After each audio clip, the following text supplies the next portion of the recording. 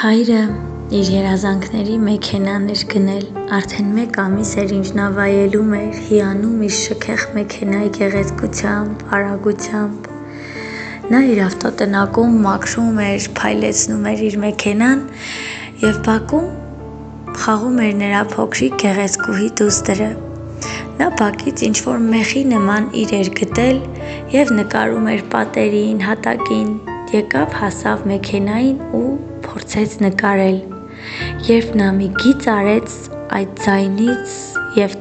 այդ խազը տեսնելուց հետո հայրը այնպես կատաղեց, այնպես բարկացավ ու զայրացավ, որ այդ էմոցիոնալ զայրույթի ֆոնի վրա շոտ ուժեղ հարվածեց իր դստեր մատներին։ Աղջիկն այնպես էր գոռում, վախից քարացել էր, չգիտեր լացեր, չգիտեր ինչ աներ, բայց նրա արցունքները թափվում էին աչքերից ու բղավում էր։ Հայրը մի պահ ուշքի եկավ, մթագնաց ուղեղը լուսավորվեց և տեսավ, որ իր աղջկա ձեռքերը, այդ փոքրիկ մատերը այտուցվել ու կարմրել են։ Նա արագ նրան տարավ հիվանդանոց։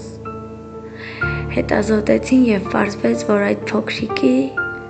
2 մատը կոտրվել է այդ հարվածից։ Հայրը չգիտեր ինչ աներ, նա չէր կարողանում ներել իրեն, չէր կարողանում շնչել, չգիտեր ինչպես ներողություն խնդրեր իր դստերից։ Նա հետ է վերադառնում տուն, վերցնում է մի մեծ մուրճ ու որքան ուժ ուներ հարվածում է այդ մեքենային։ Հետո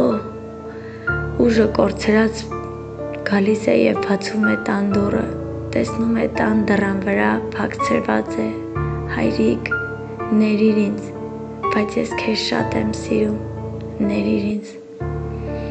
Հայրը հուսահատ ծնկի է գալիս և արցունքները ողողում են նրա երեսը, աչքերից թափվում ու թռչում նրա շորերը և նա հասկանում է, որ իսկապես